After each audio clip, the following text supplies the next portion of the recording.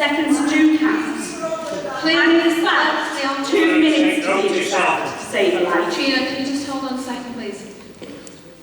If we can't hear what everybody has to say, we can't take everything into consideration. So, sorry, we are keeping on the subject, so we're talking about timescales.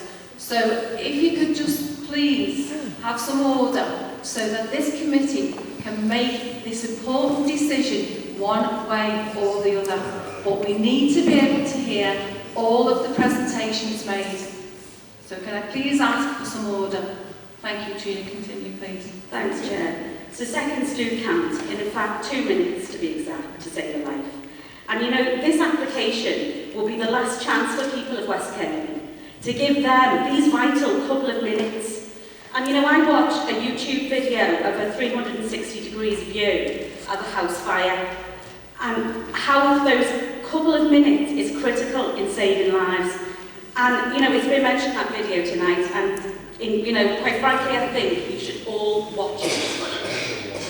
Chair, objectors refer to the safety of driving down these narrow lanes, and I spoke to an ex-firefighter of 30 years who often used these lanes from Upton to West Kirby, and never had he experienced an accident in all that time. In fact, the fire service has the lowest collision rates in the entire emergency services. They are extremely skilled, they have refresher training every 2 years. And you know, Chair, they have a better view than any other vehicle on the road, as they can see clearly over the hedges and further along the long lanes than any other vehicle on the road. And Chair, objectors also refer to the noise of the fire engines. These experienced firefighter drivers of those engines do not activate their horns unless risks are present or a hazard is oncoming. And finally, Chair, I refer to the planning on the greenbelt. Unless very special circumstances. Well, if saving lives is not classed as very special circumstances, then I don't know what it is. Can I please have order?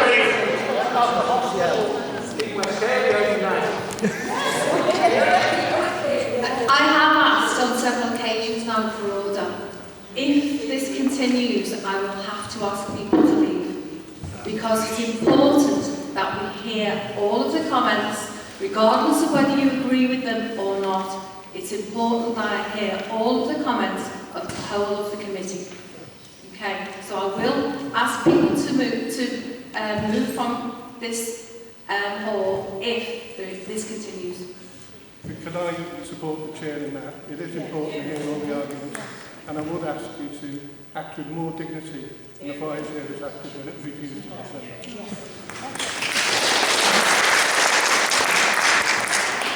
Okay, thank you, Treena. Pat? Thank you, Chair. Thank you, Chair. It's interesting to listen to the professional office response tonight to a number of points that have been made by both the objectors and those who have gone up supporting the proposals here before us tonight. And I think it's important to base our views and our decision on those professional people around the table and beyond. And you know, we went to the site visits, and it's equally important, of course, to listen to the residents and their genuine concerns as expressed to us. And I think it's important that those final decisions are based on that and a lot more. But can I just mention a couple of things if I may, Chair, because I do think it's important. Les Spencer got up and told us that a number of sites have not been explored. And as you rightly said before, on page 54, it shows us a list of sites that have been explored. So I think that is ingenuous, to say the least. He also said, must admit, the response calls will take longer from Saughall and Massie. Then we heard that being contradicted by the views of the Chief Fire Officer, who said exactly the opposite to that. We also heard from the guy from supporting from West Kirby and Hoylake, who very importantly said it's it's important that people from that area receive a response that's comparable with the rest of Merseyside. I think that's also very important. And then we have Councillor Chris Blakely. Well, can I say with Councillor Chris Blakely, as I said at the outset, it's important to listen to all the views, very, very important, but also the facts as they are. And I have to say, his comments were spoiled. I was very disappointed with some of his comments because he did become very, very personal. And I just read out a few, which I think was very, very disappointing. He threw in a number of red herrings by saying that the fire authority was bullying. Motive language that he accused the chief fire officer of displaying. He also, I'm very disappointed with, said, are we really treating these people with such disrespect because of the chief officer's ego?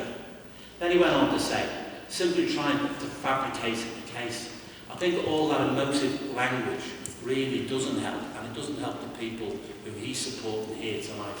And, you know, just to finish, all of us around this table are listening to the professional advice of the officers, facts, site visits, consultation, and listen to the genuine concern that told to us on those site visits of the residents. Important views, important factual information. And I really don't think it helps by getting personal and throwing in red herrings that Councillor Blakely has displayed tonight. Thank you. I'll be guided by the people in Wilton, Western Saughall, Councillor Hackett. Councillor Blakely, once you've actually left the podium, you should join in the conversation. Thank you very much. Right, Steve. I hope this is on. Yeah. Okay. Well, firstly, can I pay tribute to Councillor Blakely, because I know he's not been very well.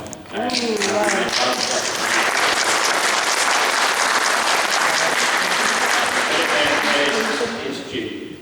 And, you know, we are the planning committee, and I think what we need to just establish in everybody's minds, we are the planning committee for the borough of Wirral, the whole of the borough. We take applications based on evidence on behalf of the whole of the borough.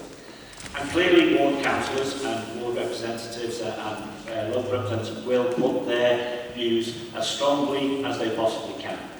And likewise, people, professionals in the fire service will put their arguments as strongly and as professionally as they can. Where I do draw the line, though, is where we enter the discrediting of officers who represent one of the finest services we have on Merseyside, the fire service. Amongst them, some of the bravest people in the world who enter burning buildings on our behalf, and then to try and discredit their professional integrity, I think, does go beyond the veil. However, that has already been said, I can't do much about that. But to pretend that the current opinion or people's views are not being swayed or influenced by what has been one of the biggest fire tragedies in recent history would be ignoring the elephant in the room. The Grenfell Tower fire will be a game changer in fire service reviews for many years to come, whatever the outcome of the public inquiry. And both sides have used the Grenfell Tower in their debate. So my view is that we did try, because last time the fire service weren't able to put their case, and I'm glad they have done, and I listened to that intensely. One thing I would take from the Grenfell debate, without going into any detail, is that we must not allow politicians of any sort to pretend they are fire experts. The fire experts are those within the profession. The only evidence we have received tonight that I will personally take note of is that from the professional fire officer in terms of whether this is the best location and suits the fire service's needs. On to the report itself. It's a very well written report. It covers all the angles. It does talk about the new application being considerably different, and it highlights the differences, and they are considerable, and I won't repeat them. But it is a smaller site, it's further away from the residents. But as I remember last time, there were two votes, one about whether this met the criteria for special circumstances in the green belt, and one whether it had an effect on the immunity. So it's up to the committee to decide whether enough has been done to actually alleviate either of those issues. My view is that considerable care has been taken in the resubmission, and listening to what we have said and what residents have said, particularly on site visits. I particularly like the redesign of the building. I like the fact that it will be timber clad. I think it will minimise some of the impact on the green belt. Again, the green belt issue is not as cut and dried as people want to believe it is. There's green belt and there's edge of green belt. This is on the edge of green belt. However, it is designated within green belt. It's edge of green belt.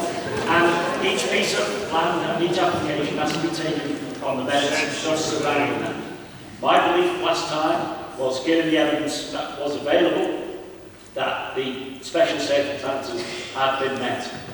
Last time we had a vote, and I think it was about the amenity issues, and I'm still thinking in my own mind. I come into these meetings with an open mind and debating still.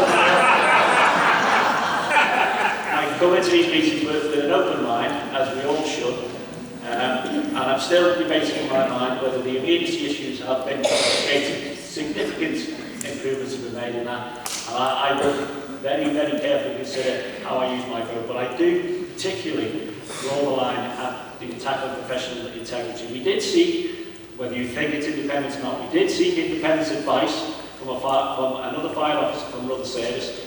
For whatever reason, we weren't allowed to challenge Dan's position with another professional. So, as I say, the only person I trust my life with is the professional leader of one of the most professional services in the country, and that's the Merseyside Fire Service. Thank you, Steve. For members of the public, I really don't want to have to ask you to leave. I really don't. Okay, so I'm asking you for a final time to please allow people to speak without any barricading.